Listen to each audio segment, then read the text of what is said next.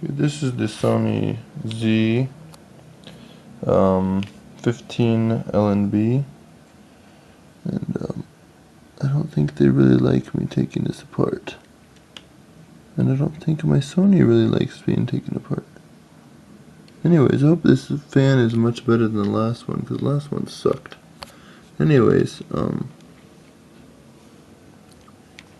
this seems equally a nightmare to take apart if I was going to do the fan. Anyways, we got the hard drive right there, which I'm going to be replacing with my SSD right now. And as you can see, the CD DVD drive is totally exposed, which is kind of disturbing. There's absolutely nothing covering or protecting that right now. This is the touchpad right here. And one simple connection, unlike my older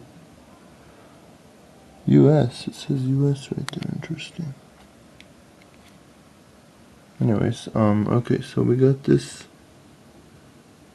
I need to get this back on track. I need to get this one off. Take the hard drive out. Should be very simple.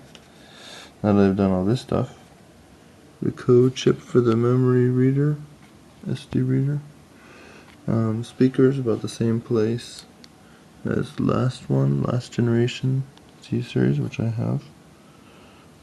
Keyboard, there's two special secret ones that they don't want you to see to disattach. You have to slide this from underneath the, there's a little slider.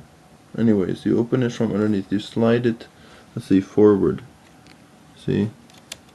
Like that is, I think it's locked, unlocked, locked, unlocked. Okay, same for this one. There's one more slider you have to do. Take off the battery and then slide it right from, let's see, where is it? Do this without killing my $2,000 laptop. There's a slider right there. Can't see it very well though. Right there. You have to slide it to the right. There's a little hole and you slide it to the right and that's unlocked. And of course you slide it to the left when you put it back on to lock it again. Oh, very clever. Sony is always very smart about those things. Luckily I was able to do this without breaking anything. It was a pain in the butt. I never want to have to take this whole thing apart. This is a nightmare for sure.